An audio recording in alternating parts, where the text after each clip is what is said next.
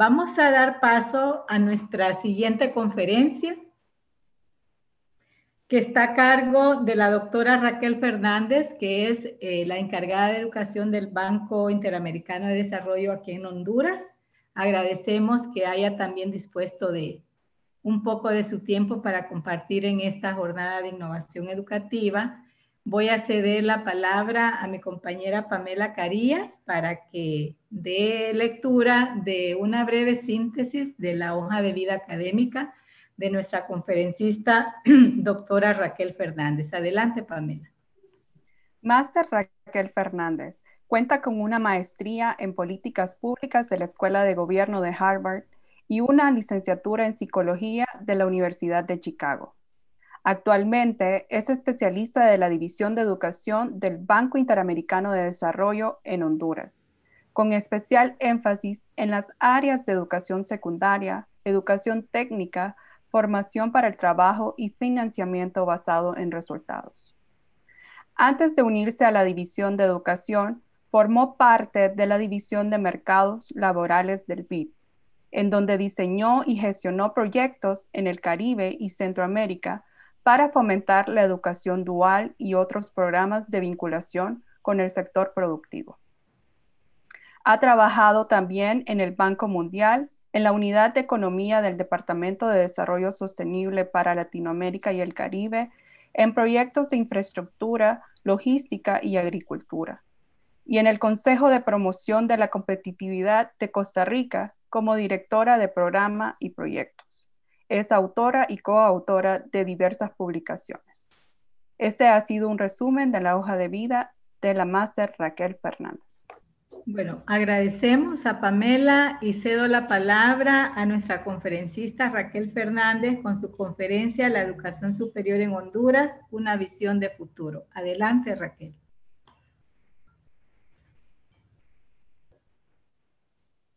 A ver, buenos días a todos y a todas. Muchísimas gracias por el espacio, por la invitación a esta importante conferencia y congreso virtual. Es un honor para mí estar con todos ustedes para compartir algunas ideas sobre cómo se ve el futuro de la educación superior a nivel regional, un poco un diagnóstico de cómo está la educación superior a nivel de Latinoamérica y el Caribe, después en Honduras y después discutir un poquito cuáles han sido las implicaciones del coronavirus en la educación superior a nivel regional. Así que para dar inicio a mi presentación, quisiera un poco empezar contextualizando a dónde se sitúa la educación superior en el mundo en que vivimos, ¿no? Y bueno, como vemos en pantalla, el mundo, como todos saben, enfrenta cambios acelerados que demandan nuevas habilidades, ¿no? Tenemos varias tendencias en el mundo que están sucediendo y que impactan a la educación superior, que incluyen, por ejemplo, la cuarta revolución industrial. Bien mencionaba el doctor Reimers, por ejemplo, el tema de cambio climático, que también es muy importante. Y por otra parte, el aumento de la expectativa de vida de la población, ¿no? Y todas estas tendencias cambian y están cambiando profundamente la demanda de habilidades. En términos de la cuarta revolución industrial, me gusta incluir esta imagen en las presentaciones que doy, porque básicamente vemos la transformación del uso de la tecnología en nuestra sociedad, ¿no? Y entonces vemos cómo ha ido evolucionando y ahora ya estamos en este cuarto cuadrito, en la esquina superior, inferior derecha, donde estamos ya conectados. O sea, simplemente la tecnología se ha convertido en parte de nuestro día a día, en nuestra vida cotidiana, ¿no? Y ahí también incluí, de hecho, la imagen no tenía esta mascarilla que tiene el señor que está ahí, el dibujo, porque con el COVID aún más estamos teniendo esa exposición a la tecnología y ahora más tarde vamos a ver eso qué implica, ¿no? Pero en términos de la cuarta revolución industrial, entonces hay un aumento en la demanda de habilidades digitales y definitivamente una disminución en la demanda de actividades repetitivas, ¿no? Y de actividades que puedan automatizarse mediante el uso de la tecnología, mediante las máquinas y los robots, ¿no? En términos de cambio climático, la segunda tendencia que vemos es que, bueno, hay una creación de nuevas actividades que demandan esta tendencia, por ejemplo, habilidades que puedan pensar en la sostenibilidad, ¿no? Y que las personas estén preparadas para poder poner este tema en sus actividades productivas, y también el tema, digamos, de energías renovables. Y por último, esta parte de aumento de la expectativa de la vida de la población también implica una demanda importante de creación de habilidades a lo largo de la vida. Ya no es suficiente tener un sistema educativo donde las personas culminan su educación en la universidad, sino que tienen que seguir aprendiendo a lo largo de sus trayectorias profesionales, ¿no? Entonces, en este contexto, la educación postsecundaria, la educación superior es fundamental en la creación de estas habilidades. Pero, ¿cuál es el panorama de la educación superior en la región? Vamos a ver algunos datos a continuación. Para empezar, hay 3 tendencias principales de la educación superior en la región, ¿no? Primero, que son positivas. Y en el último, digamos, en los últimos 20 años, a comparación con otras regiones del mundo, vemos que en Latinoamérica este nivel educativo de la educación superior ha tenido un aumento significativo de la matrícula. Entonces, en términos de la tasa bruta de asistencia, se ha duplicado prácticamente de un 20.7% en el 1994 al 2018 a un 44.5%. También hemos visto un aumento considerable de la inversión pública en este nivel educativo. Como porcentaje del PIB, vemos que en el 98 era 0.7% del PIB y ahora en el 2018 el dato más reciente es 1%. Y también en términos del porcentaje de presupuesto que se va a la educación superior, más o menos en el 2018 estaba en 20% en promedio, ¿no? Y a mí, en lo personal, pues me sorprende mucho que es casi un quinto, ¿verdad? De la inversión, del porcentaje de presupuesto en educación, la inversión en educación superior. Y en tercer lugar, tenemos pues la diversificación de la oferta. ¿Y esto qué significa? Que ha habido mayor participación privada en este nivel educativo. En Brasil, Chile, Costa Rica, la matrícula privada está entre un 66% y un 74%. Ahora, el aumento en la matrícula que discutimos anteriormente, la primera tendencia, ha sido gracias a la diversificación de la oferta. Y aquí tenemos un gráfico sobre la tasa bruta de matrícula en la educación superior cerca del 2015, donde se divide entre sector público y privado el porcentaje de esta matrícula, ¿no? Y vemos que, por ejemplo, en Latinoamérica, la parte de educación superior privada representa más del 50%, mientras que en los países de la OECD representa apenas el 26%. Hay una variación entre países, como vemos aquí en estas barras que están más oscuras, digamos, son los países de la región de Latinoamérica, y vemos, por ejemplo, que en países como Chile, preponderantemente la matrícula está concentrada en el sector privado. Interesantemente, vemos que en Honduras es más pública, ¿no? Pero la tendencia y los países que están llevando, digamos, este aumento de matrícula ha sido principalmente por el tema de la matrícula en educación superior, en instituciones de educación superior privadas.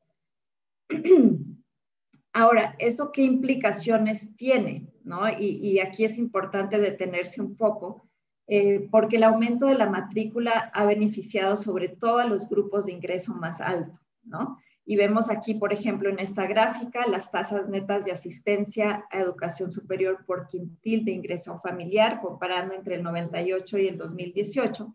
Y vemos que si bien los quintiles 1 y 2 han aumentado la matrícula, ha habido un aumento, ha sido mucho menor. Por ejemplo, aquí vemos en Honduras que realmente no ha habido un aumento tan significativo, y en los otros países tampoco, pero sí ha habido un aumento significativo, más significativo en el quintil 5, que es el quintil más rico, ¿no?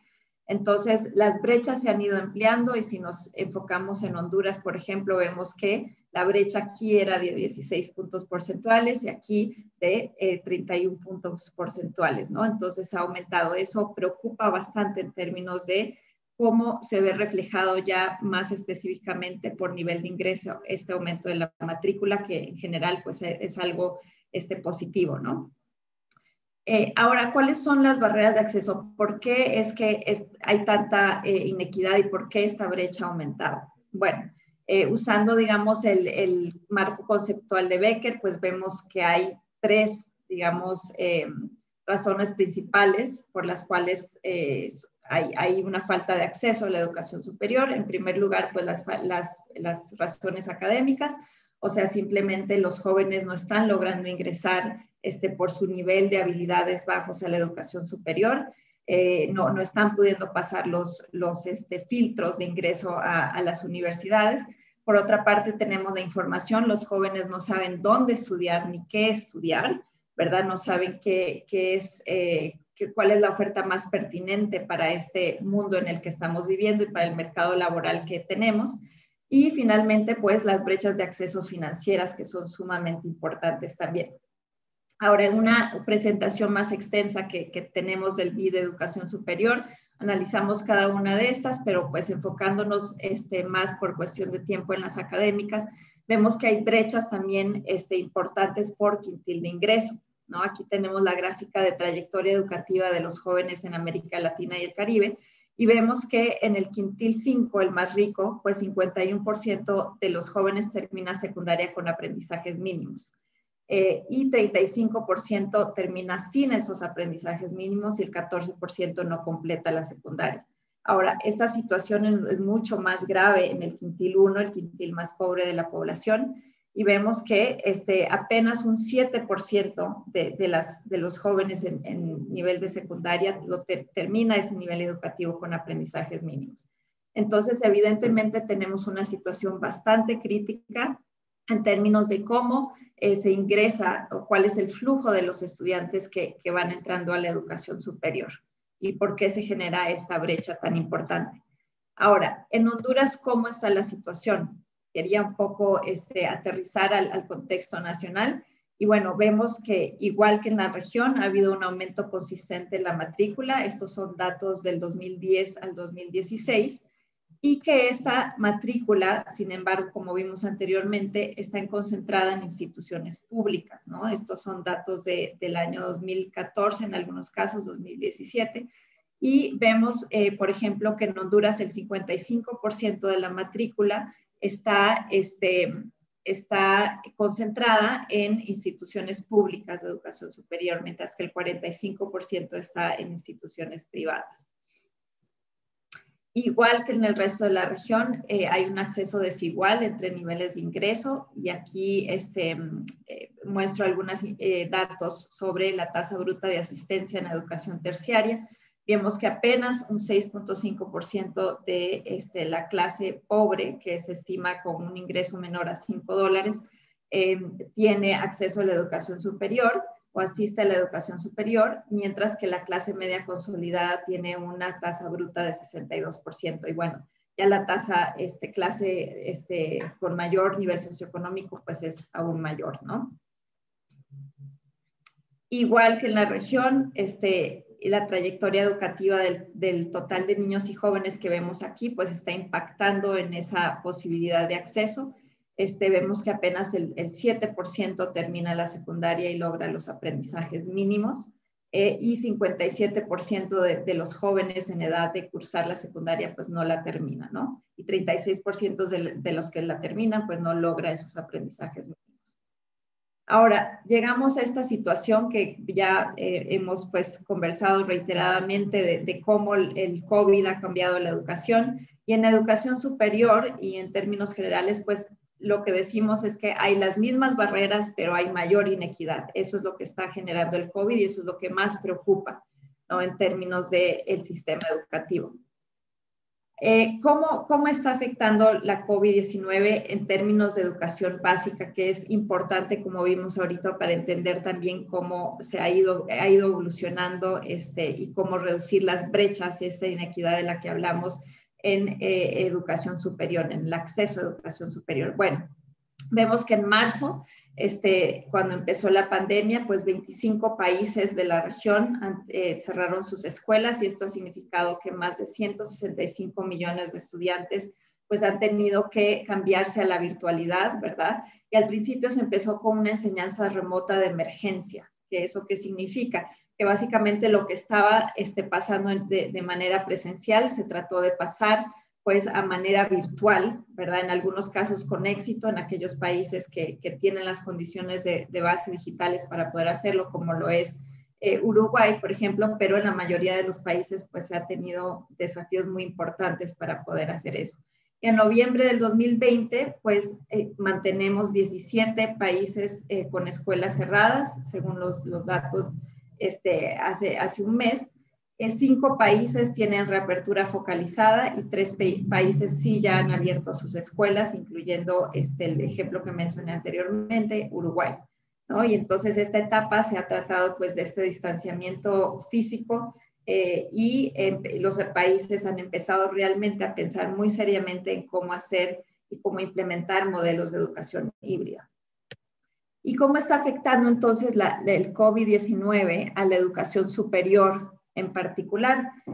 Bueno, en marzo esto significó que más de 26 millones de estudiantes estuvieron fuera de sus aulas, de las universidades, y eso significó también que aproximadamente 1.4 millones de docentes tuvieron que reinventarse, ¿no? Pensar en formas de seguir involucrando a sus estudiantes en los procesos de aprendizaje.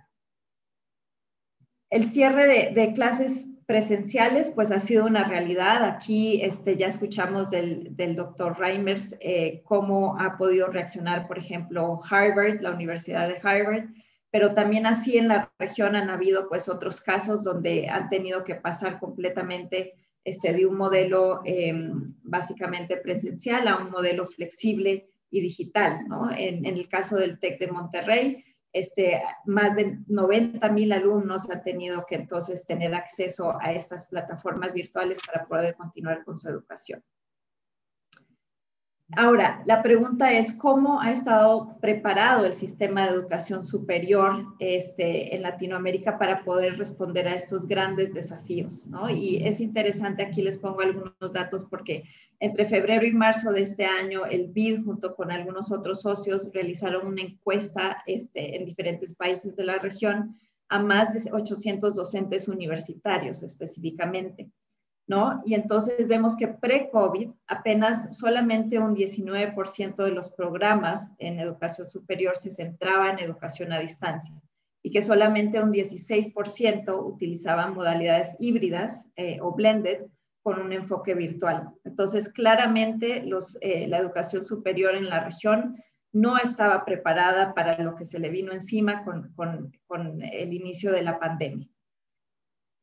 Si vemos las condiciones digitales de base, también es un buen indicativo de cuán preparada estaba el sistema de educación superior, y vemos aquí una gráfica de acceso a computadoras para hacer tareas en el hogar por nivel socioeconómico, ¿no? Y vemos entonces que hay brechas muy, muy importantes que, regresando al tema de equidad, pues están ampliando aún más pero en términos de brechas, pues vemos que casi que un 90%, 95% y por encima del 95% del quintil 5, efectivamente sí tiene acceso a computadoras o tenía acceso a computadoras en el 2018. Y el quintil 1, pues hay mucha variación, pero definitivamente no estaban preparados para enfrentar esta crisis. También un tema importante que sale de la encuesta que les mencioné es que hay una baja percepción de los docentes universitarios sobre su preparación para el uso de la tecnología, y 1 de cada 4 apenas se siente totalmente preparado. Aquí vemos una gráfica muy interesante de cuán preparados se sienten los docentes por tipo de institución, por ejemplo, pública y privada, y por años de experiencia docente, ¿no? Entonces vemos que, por ejemplo, en el caso de la educación privada, pues un mayor porcentaje, aunque no tanto en realidad, un 25% de los docentes dice sentirse preparados, totalmente preparados, para enfrentar este desafío de cómo traducirse a un entorno virtual. Y en la pública 24%, pero sí vemos que poco nada preparados, se siente un 19% en la privada y en la pública un 26%. Igual por años de experiencia de docente, vemos que aquellos que tienen más experiencia docente se sienten, 24% de ellos se sienten poco o nada preparados, y después los más jóvenes, digamos que podría ser de 0 a 5 años de experiencia docente, se sienten mucho más poco preparados. O sea, entonces hay ahí como un hallazgo interesante, ¿verdad? Que los más jóvenes, digamos, que se sienten menos preparados para este entorno. Así que ahí hay algo que decir importante acerca de cómo el sistema educativo puede entonces proveer herramientas y debe proveer herramientas para que los docentes se sientan preparados y cómodos para enfrentar estos grandes retos. También vemos el acceso y velocidad de Internet en las universidades y vemos que es aún muy limitado, ¿no? Vemos, por ejemplo, que apenas el 15% tienen el mejor tipo de Internet, velocidad arriba del promedio, y la mayoría sí tiene, pues, 47% niveles aceptables de Internet, pero sí vemos que hay diferencias en términos de tipo de institución entre pública y privada, ¿no? Y que apenas en la pública un 7% tiene la mejor calidad de Internet, y en la privada sí vemos que un 25% pues tiene arriba del promedio, ¿no? Así que ahí también hay retos en términos del tipo de inversiones que se deben hacer dividido entre instituciones públicas y privadas. Ahora, la pregunta es, ¿qué hacer? ¿Qué hacer con todo esto? Estos son retos, desafíos muy importantes, y entonces en esta parte de la presentación les quería proveer un marco conceptual que hemos estado desarrollando desde el BID un poco para pensar en cómo hacer esa transformación y esa transición de modelos presenciales a modelos de educación híbrida en todo el sistema educativo, tanto a nivel de educación básica, así como en educación media, así como a nivel de educación superior. Y básicamente vemos este marco conceptual como en 3 grandes etapas, ¿no? Como mencionamos anteriormente, pues está el cierre de las escuelas. En esta etapa, pues se dio la educación remota de emergencia. Y ahora estamos, digamos que en Honduras, entre esta fase y la reapertura gradual de los centros de estudio o de los centros educativos, en el caso de educación básica y media, con distanciamiento social. La idea entonces es que durante esta etapa, que ya algunos países en la región han comenzado, pues han empezado a pensar muy seriamente en cómo implementar este modelo de educación híbrida.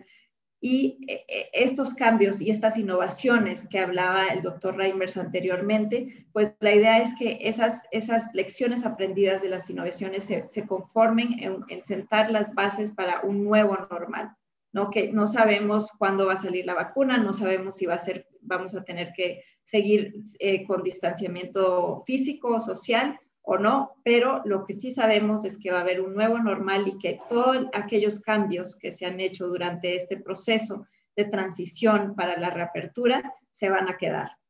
Entonces, pensando en la educación híbrida como parte de este marco conceptual que les ofrezco, es muy simple la definición, ¿no? Es básicamente la combinación entre la educación presencial y la educación a distancia, y todo eso creemos que tiene que venir muy de la mano con la transformación digital de los sistemas, ¿no? Entonces, ¿por qué hablamos hoy de la educación híbrida? O sea, hablamos primero porque, como vimos anteriormente, es una solución segura para la reapertura de las escuelas con distanciamiento físico, pero también es un canal para la construcción de sistemas educativos con mayor calidad, inclusión y flexibilidad, que es algo súper importante en este sentido con los datos que vimos y las brechas que se están generando.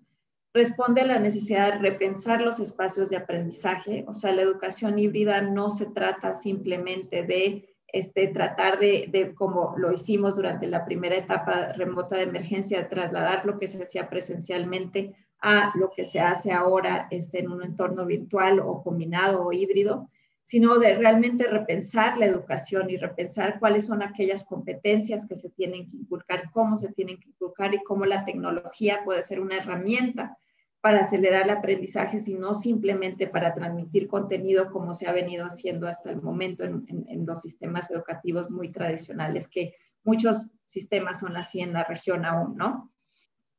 Entonces, cuando hablamos de la educación híbrida y justamente con este enfoque de cómo transformar la educación, pensamos en 4, digamos, elementos principales, ¿no? Y no solamente y destaqué digamos, en azul de equipamiento y conectividad, porque usualmente la gente se enfoca y la discusión se enfoca en ese tema de dispositivos y conectividad, y en realidad hay mucho más que eso, ¿no? Y de hecho la literatura nos dice que las intervenciones, los intentos que han habido de transitar hacia una educación digital han fallado porque el enfoque ha sido principalmente en ese tema de equipamiento y conectividad. Así que vamos a ir cada uno por uno viendo cuáles son estos pilares, estos aspectos clave para la educación híbrida. Bueno, en primer lugar tenemos la pedagogía, habilidades y perfil docente. Y cuando estamos hablando de educación híbrida en este tema, hay que pensar en varias cosas a la vez. En primer lugar, hay que optimizar qué hacer en lo presencial y en lo remoto. Y si hay algo que nos ha enseñado esta crisis y si hay algo que los ministerios de educación han aprendido, es que no todo, definitivamente no se puede replicar lo presencial en lo remoto, y que hay que priorizar contenidos curriculares. Entonces, muchos de los ministerios de educación han tenido que hacer esa transición de realmente identificar qué es lo que quieren que logren sus estudiantes y con qué capacidades, competencias y habilidades van a salir y egresar de los sistemas educativos, igual en la educación superior. En este tema también estamos hablando de construir experiencias de aprendizaje que capturen el interés en aprender, ¿no? O sea, no simplemente se trata de implementar plataformas por implementar plataformas, de implementar modelos de aula invertida, sino de realmente construir experiencias que captiven y motiven a los estudiantes a seguir aprendiendo, porque así como para los docentes y como para las instituciones educativas es difícil transitar este modelo, también para los jóvenes es difícil y se necesitan entonces estas experiencias de aprendizaje mucho más integrales y holísticas para poder motivar esa continuidad educativa. Después, todo el tema de tecnología, tiene que haber un nuevo modelo pedagógico también, es decir, los docentes tienen que capacitarse en nuevas pedagogías, tienen que aprender cómo es que pueden utilizar la tecnología para poder acelerar esos aprendizajes que se quieren en los chicos, para poder facilitar aprendizajes mucho más activos, muchos más basados en proyectos, por ejemplo. Entonces, hay toda una transformación en este pilar, en particular para pensar más allá de simplemente usar la tecnología, sino usar la tecnología como herramienta para transformar la educación. En términos de plataformas y contenidos, uno de los temas también tiene que ver con priorizar. Mucho se ha hablado sobre la existencia de plataformas gratuitas, plataformas que tienen algún costo. Hay muchísimas plataformas en el mercado y más aún ahora con el COVID ha habido una proliferación de plataformas educativas. Y hay varias opciones, pero el punto de partida siempre es ¿qué es lo que se quiere lograr con estas plataformas? Yo creo que el discurso y con la experiencia que hemos tenido trabajando en Honduras, muchas veces la pregunta es, ¿cuál es la mejor plataforma? Y es muy difícil contestar eso porque hay muchas buenas plataformas en el mercado y creo que lo más importante es partir de la pregunta, ¿qué es lo que queremos lograr? Y en función de ello, entonces, escoger aquellas plataformas y contenidos que sean más relevantes. Así que para este tema, se requiere realmente muchísimo trabajo con las instituciones, muchísima introspección, muchísima definición de qué es lo que se quiere lograr para poder entonces proveer los instrumentos y las herramientas para poder lograrlo. Y bueno, una de las cosas también importantes en este elemento es el tema de combinar no solamente la parte digital, porque como hemos visto, pues hay desafíos importantes y brechas importantes en materia de conectividad de dispositivos, sino también pensar en tecnologías análogas, ¿no? Para alcanzar a los más vulnerables y para justamente poder reducir esas brechas de inequidad que existen. Y finalmente la parte de soporte para padres, que es sumamente importante, que hay también plataformas y contenidos para que los padres puedan también jugar un rol importante en la educación de sus hijos. Hemos desde el BID publicado un estudio recientemente donde vemos un poco el impacto de la crisis en la educación y en la deserción escolar, por ejemplo, Y en el tema de padres es evidente que aquellos padres de bajo nivel socioeconómico pues simplemente no tienen la capacidad, no tienen las herramientas para poder apoyar la educación de sus hijos desde casa, que ahora es un ambiente de aprendizaje pues el más importante por ahora hasta que se abran las escuelas. Entonces, también en términos de plataformas y contenidos, hemos venido pensando desde el BID cómo hacer para poder apoyar a los padres de familia también, para que jueguen un rol más protagónico en la educación de sus hijos. En temas de equipamiento y conectividad, sin duda sigue siendo un tema muy importante. Los países y los ministerios de educación han tenido diferentes enfoques para atender este tema, pero digamos en Costa Rica, por ejemplo, el gobierno hizo una alianza con el Instituto Costarricense de Electricidad para poder entonces proveer acceso a Internet gratuito a los jóvenes del país. Y muchos otros países han hecho, digamos, alianzas y acuerdos con las telefónicas para ampliar el acceso a Internet a un costo cero para los usuarios, ¿no? Entonces, eso todavía es una tarea muy pendiente en Honduras, pero definitivamente este tema de conectividad y acceso a Internet es sumamente importante para pensar en estos esquemas y estos modelos de educación híbrida. También facilitar acceso a dispositivos, porque puedes tener Internet, pero si no tienes dispositivos es muy, muy difícil pues poder hacer que los niños tengan acceso a esos contenidos que se han escogido mediante pues este pilar número 2 del cual hemos conversado.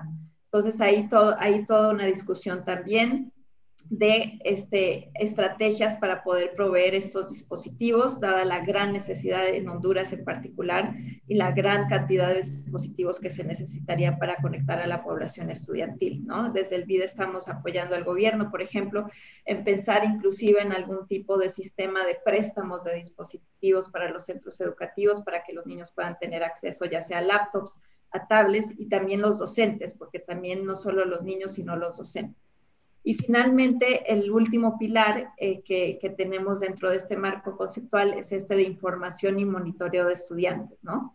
Y de poder establecer mecanismos para monitorear y evaluar los aprendizajes en estos modelos de educación flexible. Algo muy positivo que ha tenido esta crisis y esta transición, digamos, a estos modelos de educación híbrida es justamente que las plataformas tienen ya dentro de sí mismas pues esta capacidad de generar datos, de generar información y de ver cómo los estudiantes están avanzando con su aprendizaje. Entonces, eso es algo que yo creo que de la crisis va a surgir este tipo de apetito por este tipo de datos para poder hacer gestión educativa, tanto a nivel de educación básica como a nivel de educación superior. También otro tema es los sistemas de información para la gestión educativa, que el BID tiene un proyecto muy interesante donde hemos analizado estos sistemas a nivel de ministerios de educación y definitivamente esa transición a modelos de educación híbrido llama a la importancia de tener sistemas y tener plataformas que puedan ser interoperables y que puedan conversar entre sí y que puedan manejar datos oportunos, relevantes y a tiempo para poder ver dónde están, digamos, fallando los sistemas educativos, ¿no? O sea, esos, por ejemplo, en este tema, los sistemas de atención de alerta temprana para reducir niveles de deserción son sumamente importantes y van a generar mucho interés por los países ahora con los impactos de la crisis, porque uno de los temas más importantes es cuál va a ser el impacto de la crisis en la deserción en todos los niveles del sistema educativo. Y finalmente también el tema de construir gobernanza para la transformación digital, ¿no?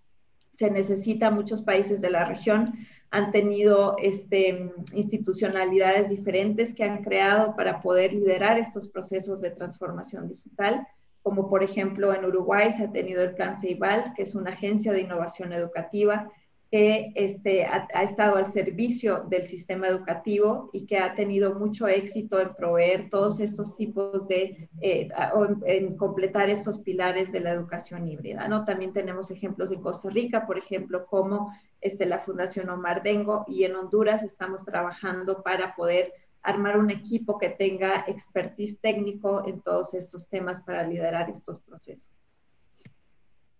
Así que ese es el marco conceptual de educación híbrida que me parece que es bastante útil como para no enfocar la discusión simplemente en conectividad y dispositivos, pero también tenemos otros elementos claves que hemos aprendido a través de estos últimos meses para implementar este tipo de modelos, ¿no?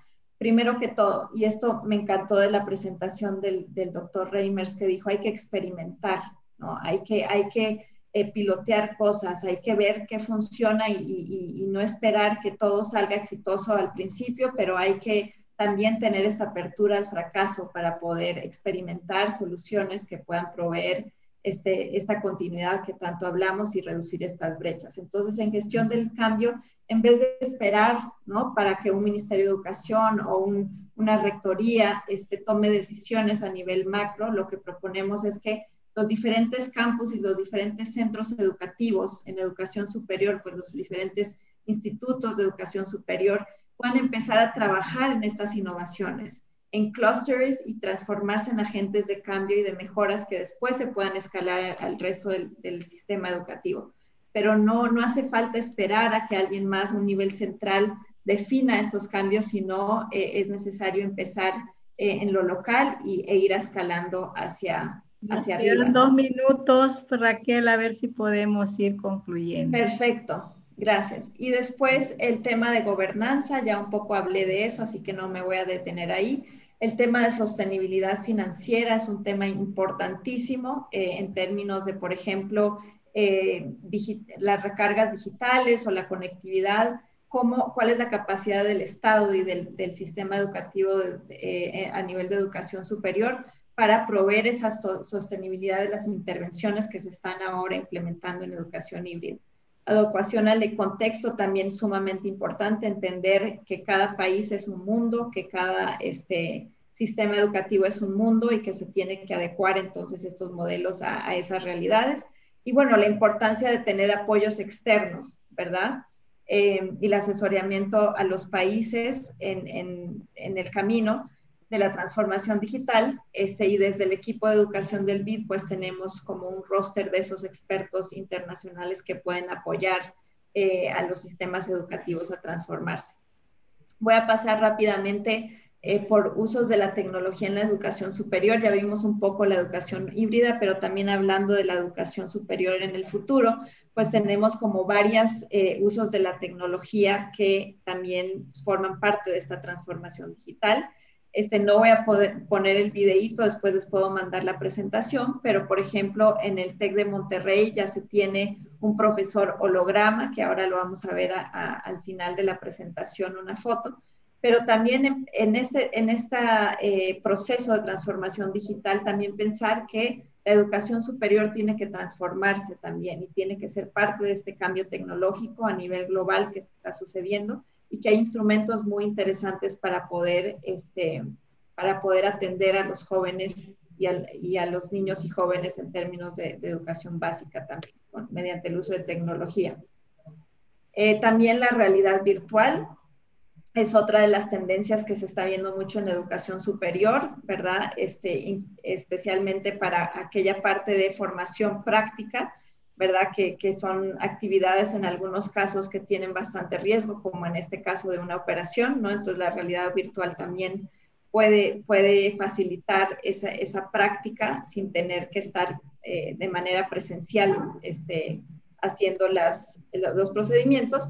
Y finalmente quería mencionarles esta parte del uso de Big Data, que es otra de las tendencias y que ya mencioné un poco brevemente anteriormente, pero en esta filmina quería comentarles un poco el ejemplo de Georgia State University, que ha sido muy interesante porque ellos utilizan diferentes tipos de indicadores justamente para atender a las poblaciones más vulnerables. Bueno, todas las poblaciones estudiantiles de la universidad, pero ha tenido un impacto realmente positivo en evitar la deserción de poblaciones vulnerables. Utilizan, por ejemplo, información de ausencias, ¿no? Asistencia a las clases. Si están faltando mucho a clases, ya eso levanta una alerta al sistema y hay consejeros en la universidad, entonces, que se reúnen con estas personas que están en riesgo de deserción para poder proveerles asesoramiento, acompañamiento, consejería, y entonces pensar en este tema de Big Data a nivel de educación superior también me parece súper importante. Así que termino con esta filmina, cuáles son algunas de las lecciones aprendidas sobre la transformación digital en general, ¿no? El uso guiado de la tecnología puede tener efectos significativos y la educación semipresencial puede tener resultados de aprendizaje similar a la modalidad presencial, así que esta transición a la educación híbrida es positiva. Para el modelo híbrido, la importancia que ya hablé de priorizar y flexibilizar el currículo, con particular foco en las habilidades que queremos lograr, las habilidades del siglo XXI. Sin embargo, también hay que tener en cuenta que las brechas de acceso pueden ampliar y el uso de la tecnología pueden ampliar estas brechas en aprendizaje, así que hay que ver todo con enfoque de equidad. Los cursos en línea deben también proveer oportunidades para asegurar interacciones significativas integradas del alumno con el contenido, no simplemente como para compartir conocimientos, sino también asegurar ese aprendizaje y esa interacción con el docente. Y finalmente, la capacitación docente debería de tener menos enfoque en el uso de las TICs, de usar la tecnología por utilizarla, sino de cómo utilizarla para promover un aprendizaje diferente, ¿no? Yo creo que ya podemos ir finalizando, Raquel, porque tenemos ya el siguiente conferencista. Perfecto. Ok, entonces paro ahí. Nada más esto sí es muy interesante que les quería compartir. Entonces les envío la presentación, pero hay bastantes recursos online que se pueden utilizar para guiar esa transformación digital. Así que muchísimas gracias y disculpen que me pase del tiempo. No, muchísimas gracias a usted por haber compartido y habernos puesto estas cifras que nos ponen a pensar en cómo asumir estos retos con mucha equidad y con mucha calidad, de tal forma que los que están en desventaja puedan beneficiarse de estas transformaciones que ya no tienen vuelta atrás. Así es que a nombre de la Universidad Nacional Autónoma de Honduras agradecemos el haber sido parte de esta 11ª jornada de innovación educativa, de haber compartido ese conocimiento y experiencia, y hacemos entrega de un significativo reconocimiento a nombre de nuestra Universidad Nacional Autónoma de Honduras, de nuestras autoridades y de esta Dirección de Innovación Educativa. Seguramente seguiremos en contacto y en colaboración para futuras actividades y proyectos de innovación. Así es que le enviaremos este pequeño reconocimiento a su correo electrónico y nuevamente gracias por haber acompañado esta 11ª jornada de innovación. La despedimos con un fuerte aplauso. Gracias a ustedes. Muchísimas gracias por la oportunidad.